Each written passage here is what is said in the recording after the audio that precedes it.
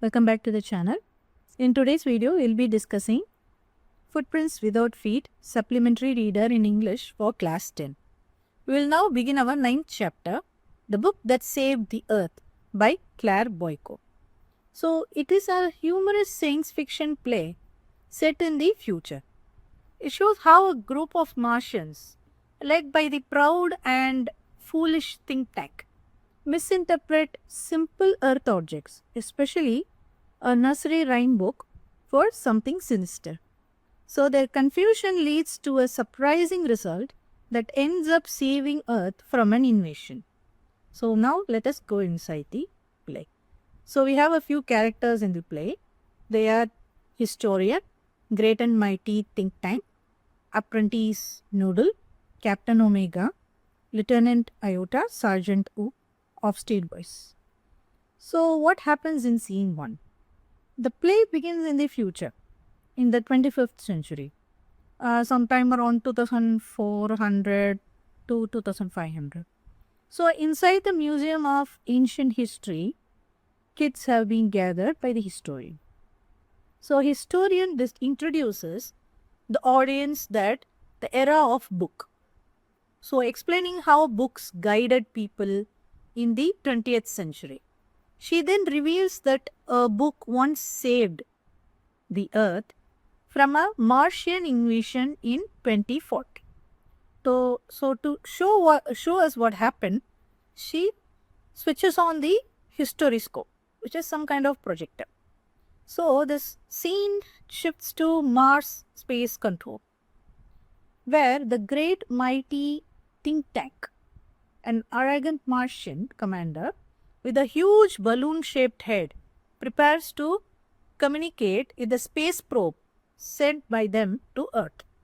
So his assistant, Noodle, flatters him endlessly, thinking that flattering will help him save him from his anger, because he is kind of an angry person, think tank.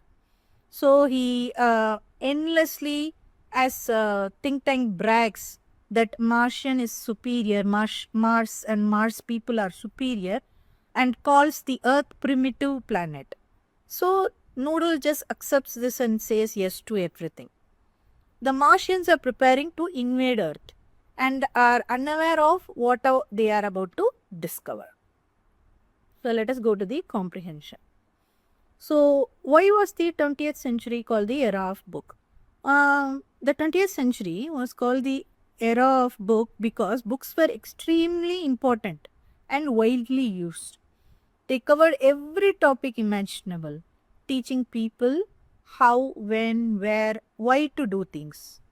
So books educated, informed, entertained, and were the major source of knowledge for people in that century.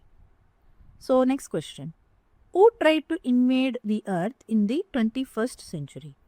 So a group of Martians led by the great and mighty think tank attempted to invade Earth in the year 21st century, specifically around the year 2040. So, but their plan failed because of a simple misunderstanding involving a children nursery rhymes book. So now we go to the second part. So what happens in the second part? In the scene 2, the Mars Space Control team establishes contact with the crew of the Probe 1, who have landed on Earth and unknowingly entered a public library. Confused by the unfamiliar surroundings and by books, lots and lots of books, they misinterpret the place as a refreshment stand, something that is like a food stall or something, and believe that books are sandwiches. And following think tank's order, Sergeant Oop even tries to eat one. And when Noodle reminds think tank that Earthlings use these objects for communication, the crew attempts to listen to the books because they don't know how to, because their way of communicating and our way of communication is different. So they try to listen to the books while keeping it near their ears, and later watch them as if it is like kind of a TV or a mobile phone like that. They eventually find the large book of Mother Goose and begin reading the nursery rhyme, which they mistake for secret earth codes. So, a think tank interprets these rhymes as signs that Earth has advanced technology. For example, growing silver, raising explosive plants, training animals to jump over the moon, and even possibly preparing for an interplanetary war. So, when they read Humpty Dumpty, think tank panics because the picture resembles him, because he is also balloon shaped and Humpty Dumpty is an egg. So it resembles him, and he believes that Earth people have already discovered his identity and are planning to attack Mars, because in that song you know that Humpty Dumpty sat on a wall, he falls down and nobody can fix him. So he's terrified and he cancels the invasion and orders the Martians to flee to Alpha Centauri. Thus, the simple book of nursery rhymes ends up saving Earth from being invaded. So, let us go to the comprehension section. What guesses are made by think tank about the books found on Earth? So, we can find that first what the two people in the probe who have gone, those people, what they first think that it is a hat. They try to balance it on the head, but it falls down. Then they open and keep it, and still it is not that much useful as a hat. Next, they think it might be a sandwich. So, for which think tank advises them to eat it and check it. And they say that it is not that much good. Next one, they think that it is some form of communication device. So, they first think that it is a listening device. So, what they do?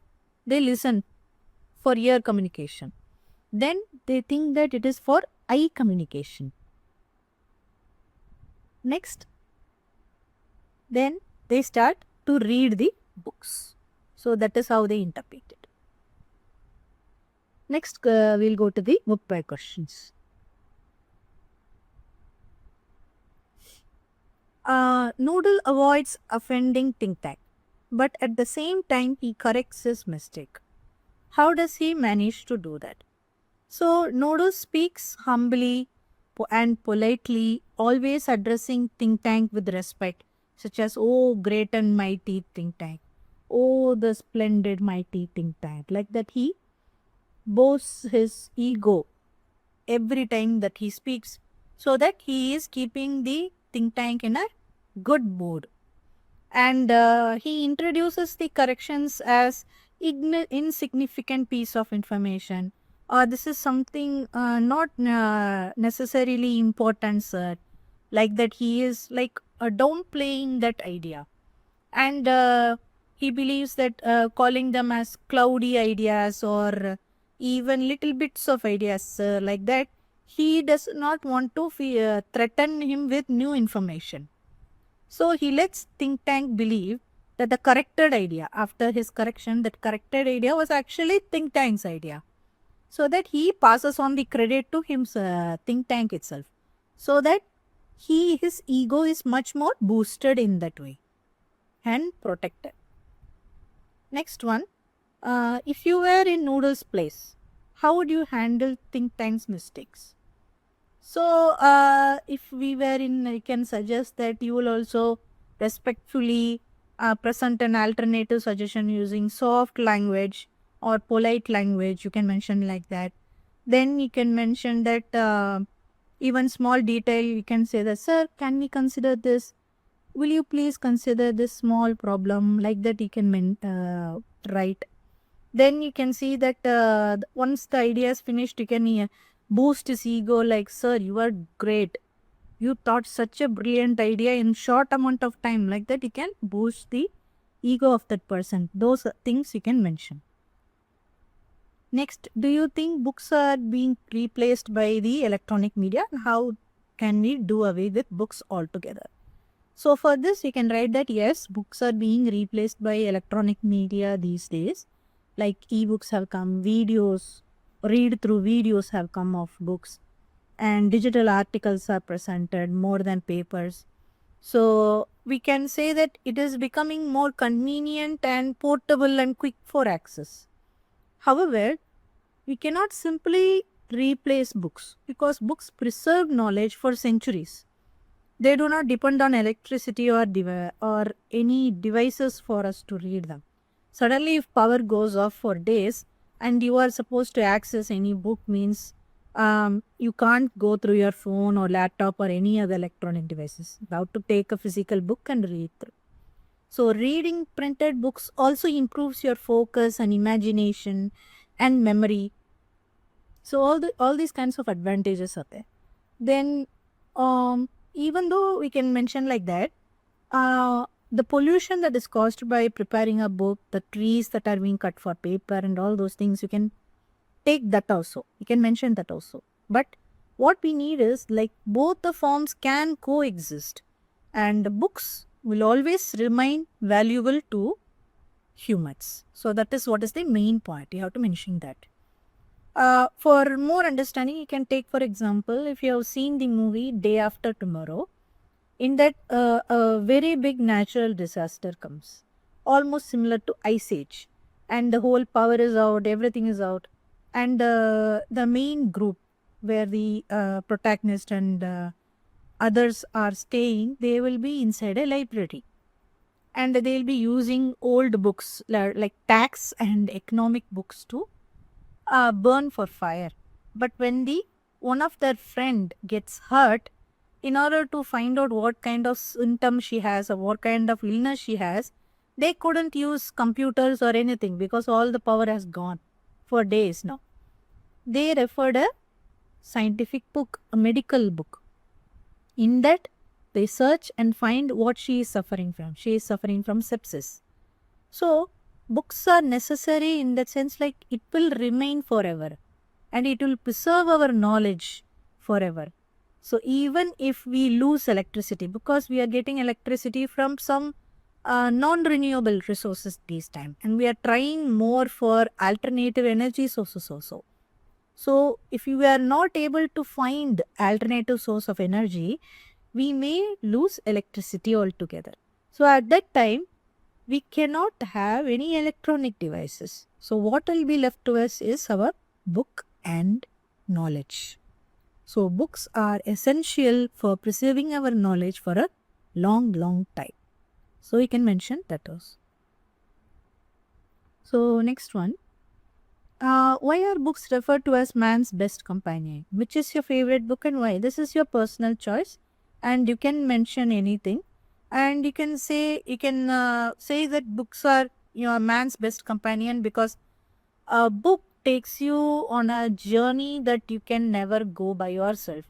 Like it is your dream on a page, and you can travel through it, and you can become a character in that book, and you are traveling along with the characters, and you are living their lives as a person along with the book.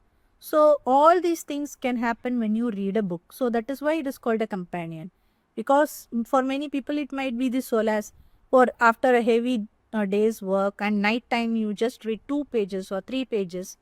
It takes you outside of your own mind and relaxes you, and those things you can mention. And why it is your favorite book? You can pick any book. You just first mention for a paragraph, in case you are writing a paragraph, first mention the book that you like, then you can mention the author and how that is your favorite and what genre it is, science fiction, dystopian, non-fiction, anything you can mention. Then you write a single line about the message that is being conveyed by the author. Then if what emotions the author wants you to feel, those things you can mention. So the next point, you can describe what you have learned through the, like a small summary or in your own words of what that book is, you can write. Then you can write about how that book inspires you, how it made you feel. That one you can write. Like this is what the author wanted you to feel, and this is what I felt, and how it might it related to me, how it related to the experience in my life. All those things you can write. Then you can write why, in case if it is a best book, you can mention why you will recommend this book to others. Like you want them to understand the poetic nature of the book or the profound lessons in the book. So that is why I am recommending this, like that you can mention. So all these 4 points you can mention in one paragraph. So for example, you can say like Secret Garden by Francis Hodgson Burnett. It is such a lovely book about kindness and friendship and nature, and how just being happy and what do you say, like nature can uplift your mood and even your health in brilliant manner. Like somebody is wounded or like you need encouragement and support from people, and all those uplifting messages can help someone who is in having some illness or something. So like that you can mention, and you can refer any book and you can write about that. Next one, talk about it. So in what ways does think tank misinterpret innocent rhymes as threats to the Martians? Can you think of any incidents that you misinterpreted? So you can mention anything. For example, in this book, if you see 64 and 65, you'll see the 3 poems that think tank misinterpreted. First one, they think about the Mistress Mary, quite contrary. How does your garden grow? With silver cockle shells and silver bells, pretty mice all in a row. So what you think is they think, that is the think tank. He thinks that the earthlings have discovered how to combine agriculture and mining. He's thinking like silver bells, like they are growing silver bells. And next one, he thinks that they are growing crops of rare metals such as silver and cockle shells. And they are growing explosive also. So pretty maids also they are growing. So they are even planting and growing, cultivating humans also. So that and all is very scary for them to learn, but they don't understand that this is the children's poem. But I think like they actually do it. So literally they are planting and cultivating powerful weapons and other things. So he assumes that they are far more intelligent and powerful than them. Next, he hears the diddle diddle song. So the cat and the fiddle crow jumped over the moat. The little dog laughed to see such sport. The dish ran away with the spoon. So what happened is they are thinking that they have domesticated the animals and taught them musical culture and space techniques. That is, the cow is jumping over the moon without any kind of spacecraft. It is jumping on its own, and they may be launching interplanetary attack of millions of cows. So how many other cows that there are in Earth? They are all equipped with jumping above the moon. That is how think tank thinks. So next one is the Humpty Dumpty on a wall. So he thinks that, oh no, he sees the picture and he thinks, oh no, the earthlings have identified him. So now once they know that there is somebody like Humpty Dumpty, that is the Martian think tank, they will attack us. So they will come after me. So all this fear and overanalysis of a simple children's rhymes book leads him to think that Earth is extremely dangerous. So he cancels the invasion and goes away.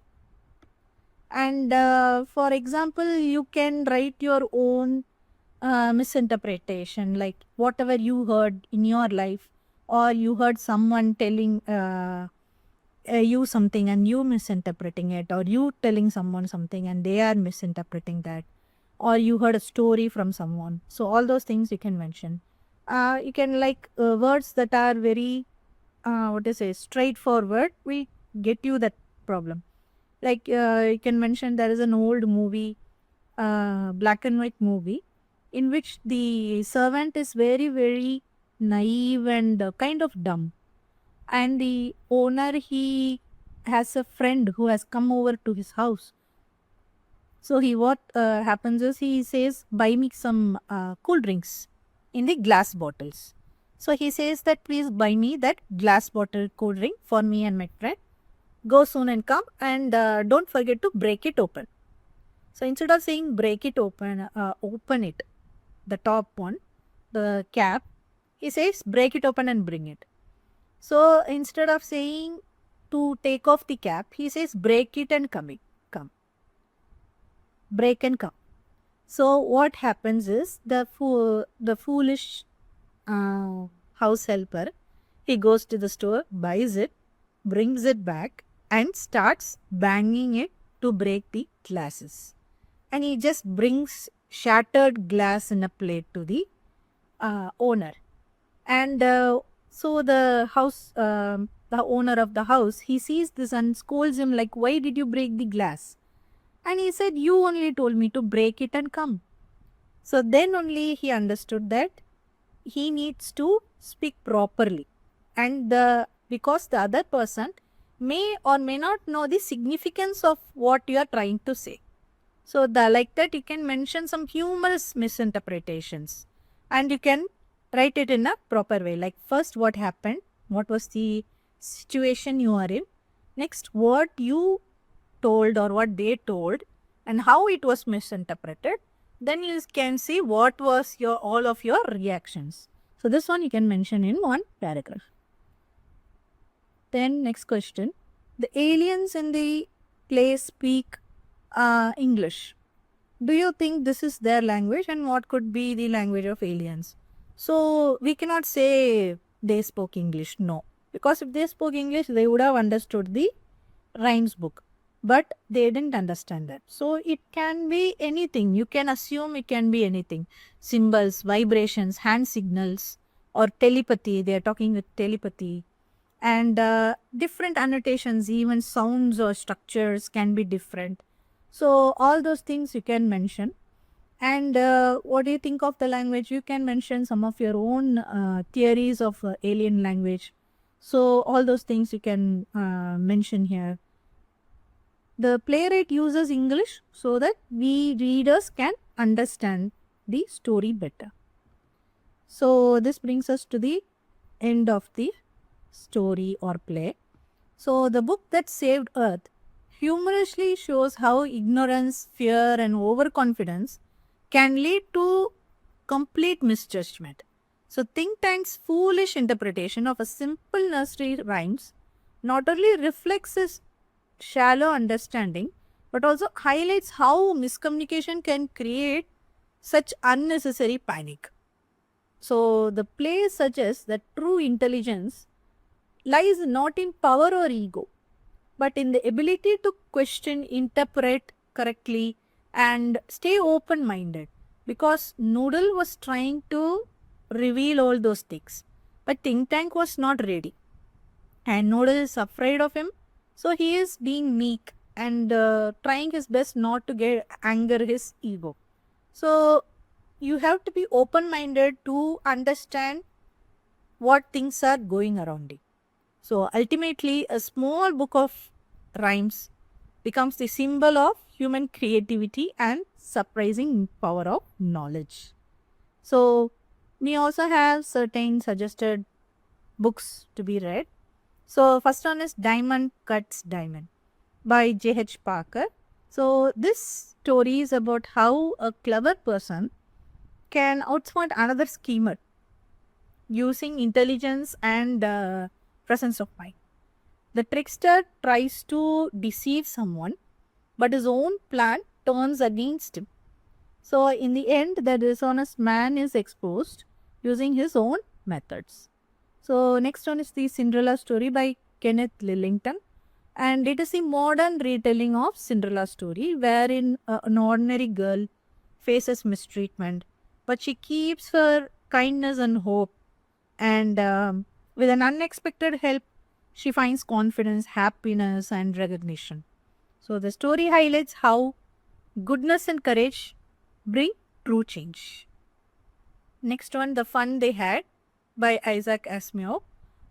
This one is set in the future with two children named Margie and Tommy. So who discover an old book about schools and from the past. So they learn that children once studied in schools. Now they are taught by robots at home. So they find an old book which describes schools and buildings and where children go to learn. So they are reading about human teachers and how the interaction was and all those things. And Margie then realizes that how lonely and mechanical her own robotic homeschooling is. And she begins to long for the fun students once had. Because in school, you will have recess time and you will have your friends to sit and chat. And the teacher comes late. We have that few extra minutes to chat with your friends and laugh with them, make fun, and have a communal lunch. So, all those things is what she misses. So, that brings us to the end of our chapter. And also, was our final story in supplementary reader.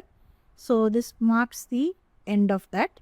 So, if you have any queries regarding both First Flight or supplementary reader, please feel free to contact us at Gosno Academy or leaving a comment below. We will be sure to answer your questions. So, thank you for watching. Have a good day.